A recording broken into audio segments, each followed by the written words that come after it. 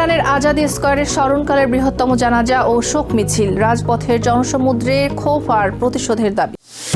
গাজায় হামাসের ঐতিহাসিক সিদ্ধান্ত, প্রশাসনিক ক্ষমতা ছাড়ার ঘোষণা। গাজা সিটি ও খান ইউনিসে ইসরায়েলি হামলায় নিহত 5। ভূমধ্যসাগরে গ্যাস ক্ষেত্র অনুসন্ধানে দরপত্র আহ্বান করেছে ইসরায়েল, লক্ষ্য অভ্যন্তরীণ চাহিদা পূরণ ও রপ্তানি। যুদ্ধের বিভীষিকা পেরিয়ে চেনা জনপদে ফিরছে বাস্তুচ্যুত লেবানিজরা, ধ্বংসস্তূপের উপর দাঁড়িয়ে ঘুরে দাঁড়ানোর স্বপ্ন। মধ্যপ্রাচ্যের রাজনৈতিক, অর্থনৈতিক সহ সবশেষ খবরাখবর আপনাদের সামনে এক নজরে তুলে ধরছি আমি, তাসমিয়া টুম্পা।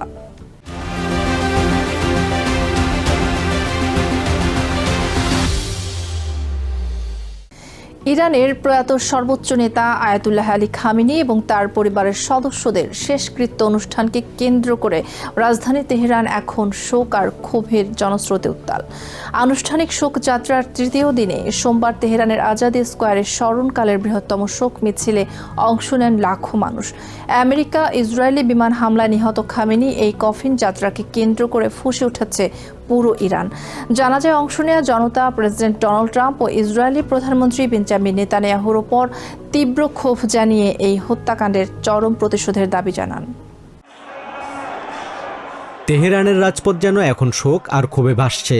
ইরানের প্রয়াত সর্বোচ্চ নেতা আয়াতুল্লাহ আলী খামেনি এবং তার পরিবারের 4 সদস্যের শেষকৃত্যকে কেন্দ্র করে সোমবার তেহরানের কেন্দ্রস্থল আজাদি স্কয়ারে হাজারো মানুষের উপস্থিতিতে অনুষ্ঠিত হয় স্মরণকালের বৃহত্তম জানাজা ও আনুষ্ঠানিক কর্মসূচির মূল শোক মিছিল। তবে তেহরানের এই শেষকৃত্য রূপ নিয়েছে চরম প্রতিশোধের মিছিলে। ইরানিরা বলছেন, দীর্ঘ 37 বছর ধরে ইরান এবং তাদের প্রিয় নেতা নিগৃহীত হয়েছেন। শোকাহত ইরানিদের দাবি, আলী খামেনি ছিলেন একজন শক্তিমান ও ভালো নেতা, কিন্তু সাম্রাজ্যবাদী শক্তি তাকে তার পেছনে নানা অপবাদ দিয়েছে এবং হত্যা করেছে।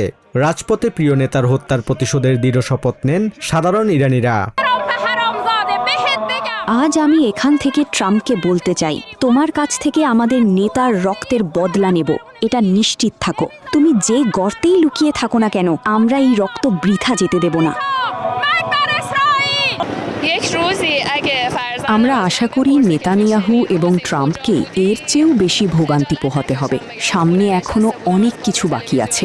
আমরা আমাদের নেতাকে হারিয়েছি, আমরা বিশ্বের সর্বশ্রেষ্ঠ ইসলামী নেতাকে হারিয়েছি। তাদের জন্য সামনে এর চেয়েও অনেক গুণ কঠোর প্রতিশোধ অপেক্ষা করছে। প্রতিশোধ এখনো নেওয়া হয়নি। এই যে রক্তিম পতাকাগুলো ওড়ানো হয়েছে, এর অর্থ হলো আমাদের নেতার হত্যার বদলা অবশ্যই নিতে হবে। আমাদের উচিত তাদের একদম শিকড় সহ উপড়ে ফেলা। রাজপথে বিশাল বিশাল ব্যানার, ফেস্টুনের প্রতিবাদ ও প্রতিশোধের বার্তা তুলে ধরেন ক্ষুব্ধ ইরানিরা। এপিস্টেনিয়ান ট্রাম্প শীঘ্রই তোমার মৃত্যু হবে শীর্ষক স্লোগান সহ ট্রাম্প, জেডি ভ্যান্স, পিট হেগসেথ ও নেতানিয়াহুর ছবির ওপর ক্রস চিহ্ন বসিয়ে রক্তের বদলে রক্ত ঝরবে শীর্ষক নানা স্লোগান তুলে ধরেন বিক্ষোভকারীরা। এক সপ্তাহের রাষ্ট্রীয় শোক কর্মসূচির অংশ হিসেবে মঙ্গলবার কফিনগুলো শিয়া ধর্মীয় শিক্ষার মূল কেন্দ্র তেহরানের দক্ষিণ পশ্চিমাঞ্চলীয় কোম নগরীতে নেওয়া হবে। পরে ইরাকের নাজাফ ও কারবালায় শোক মিছিল শেষে পুনরায় ইরান ফিরে দেশটির শীর্ষ এই নেতাকে বৃহস্পতিবার তার জন্মশহর মাশহাদে দাফন করা হবে। Basudebnath, TVN 24 news desk. Gaza উপত্যকায় দীর্ঘ 2 দশকের বেসামরিক শাসনের অবসান ঘটিয়ে নিজেদের প্রশাসনিক সরকার ও সব জরুরি কমিটি বিলুপ্ত ঘোষণা করেছে হামাস। সোমবার দেইর আল বালায় এক সংবাদ সম্মেলনে সংগঠনটি জানায়, গাজা পুনর্গঠন ত্বরান্বিত করতে এবং ইসরায়েলি আগ্রাসনের অজুহাত বন্ধ করতেই এই ঐতিহাসিক পদক্ষেপ। এখন থেকে গাজার অন্তর্বর্তীকালীন শাসনভার দেখভাল করবে বোর্ড অব পিস এর অধীনস্থ national committee for the administration of Gaza বা NCAG। সম্প্রতি গাজা সীমান্তে বোর্ড অব পিস এর লজিস্টিক গাড়ি পৌঁছানোর মাধ্যমে মাঠ পর্যায়ের শান্তি পরিকল্পনার দ্বিতীয় ধাপের বাস্তবায়ন শুরু হয়েছে, যার অংশ হিসেবেই হামাসের এই ঐতিহাসিক পদক্ষেপ। 2007 সাল থেকে দীর্ঘ 19 বছর গাজা উপত্যকা শাসন করার পর অবশেষে বেসামরিক ক্ষমতা থেকে আনুষ্ঠানিকভাবে সরে দাঁড়ালো হামাস। সোমবার গাজার দেইর আল বালায় এক জনাকীর্ণ সংবাদ সম্মেলনে গাজা সরকারের সব জরুরি কমিটি বিলুপ্তির ঐতিহাসিক ঘোষণা দেন হামাস পরিচালিত মিডিয়া অফিসের প্রধান ইসমাইল আল থাওয়াপ্তা। প্রশাসনিক রূপান্তর প্রক্রিয়াকে সহজতর করতে এবং পূর্ব ঘোষিত চুক্তি বাস্তবায়নে আমাদের আন্তরিকতার প্রমাণ হিসেবে সরকারি জরুরি কমিটির প্রধান মোহাম্মদ আল ফাররা আনুষ্ঠানিকভাবে পদত্যাগ করেছেন। সেই সাথে গাজা সরকারের সব জরুরি কমিটি বিলুপ্ত করার ঘোষণা দেওয়া হলো।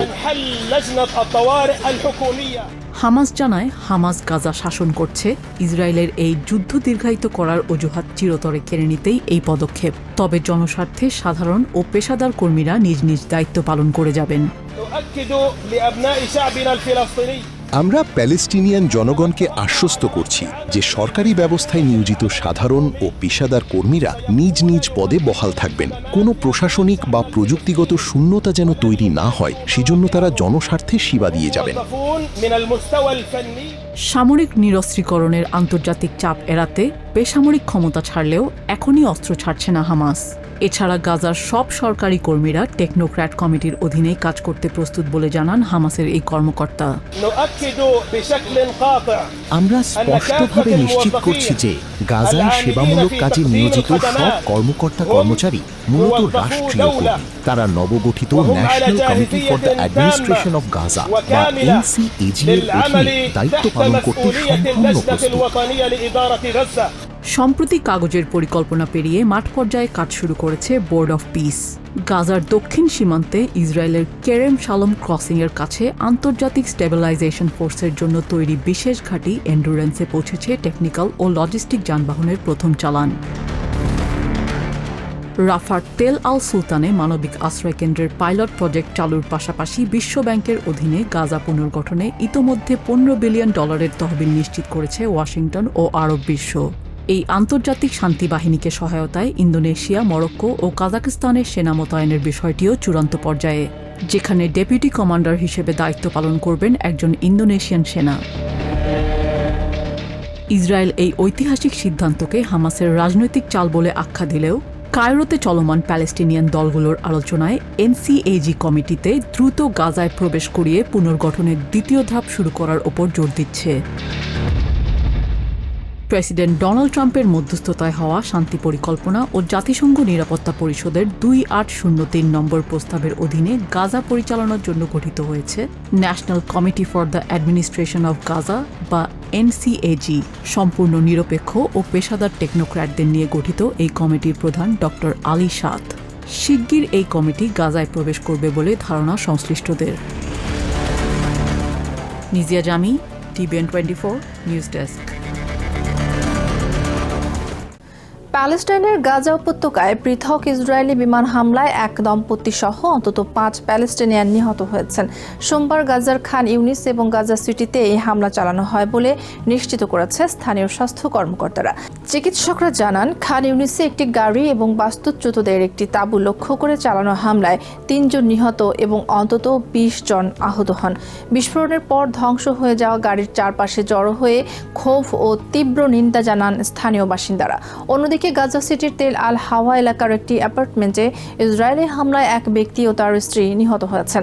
মরদেহ দুটি আল শিফা হাসপাতালে নিয়ে আসা হলে সেখানে কান্নায় ভেঙে পড়েন স্বজনরা। গত বছরের অক্টোবরে আমেরিকার মধ্যস্থতায় হামাসের সাথে যুদ্ধবিরতি চুক্তি হলেও গাজায় নিয়মিতই এমন ন্যাক্কারজনক হামলা চালিয়ে যাচ্ছে ইসরায়েল। ভূমধ্যসাগরের আঞ্চলিক জলসীমায় 5ম দফায় প্রাকৃতিক গ্যাস অনুসন্ধানের জন্য আন্তর্জাতিক দরপত্র আহ্বান করেছে ইসরায়েল। সোমবার জেরুজালেমে এক সংবাদ সম্মেলনে জ্বালানি মন্ত্রী এলি কোহেন এই ঘোষণা দেন। প্রায় 1 বছর মেয়াদী এই দরপত্র প্রক্রিয়াটি 3টি ধাপে সম্পন্ন হবে। মন্ত্রী জানান, গ্যাস ইসরায়েলের জন্য একটি কৌশলগত সম্পদ যা দেশকে আঞ্চলিক জ্বালানির শক্তিতে পরিণত করার পাশাপাশি অর্থনৈতিক ও কূটনৈতিক অবস্থান সুদৃঢ় করবে। রাশিয়া ও ইউক্রেন যুদ্ধের পর ইউরোপে জ্বালানি সংকট তৈরি হওয়ায় আন্তর্জাতিক বাজারে এর ব্যাপক চাহিদা রয়েছে। আইন অনুযায়ী নতুন আবিষ্কৃত গ্যাসের প্রথম 50 বিলিয়ন ঘনমিটার অভ্যন্তরীণ বাজারের জন্য এবং বাকি অংশ রপ্তানি করা হবে। আজ আমি ইসরায়েলের অর্থনৈতিক ও আঞ্চলিক জলসীমায় গ্যাস অনুসন্ধানের জন্য আন্তর্জাতিক দরপত্রের অনুমোদন দিয়েছি। এটি সামগ্রিকভাবে ইসরায়েল রাষ্ট্রের জন্য এবং বিশেষ করে আমাদের জ্বালানি খাতের জন্য একটি উদযাপনের দিন। যুদ্ধবিরতি কার্যকর হওয়ার পর লেবাননের দক্ষিণাঞ্চলীয় সীমান্ত শহর টায়ারে ফিরতে শুরু করেছেন বাস্তুচ্যুত বাসিন্দারা। দীর্ঘ কয়েক মাসের নির্বাসিত জীবন শেষে নিজেদের চেনা জনপদে ফিরলেও সেখানে তাদের মুখোমুখি হতে হচ্ছে ধ্বংসস্তূপার চরম এক অনিশ্চিত বাস্তবতার। একদিকে ভূমধ্যসাগরের তীরে মানুষের আনাগোনা ও রেস্টুরেন্টগুলোর খোলার মাধ্যমে জীবনের স্বস্তি ফেরার চেষ্টা, অন্যদিকে ইসরায়েলি হামলায় বিধ্বস্ত বাড়িঘর পুনর্গঠনের কঠিন চ্যালেঞ্জ।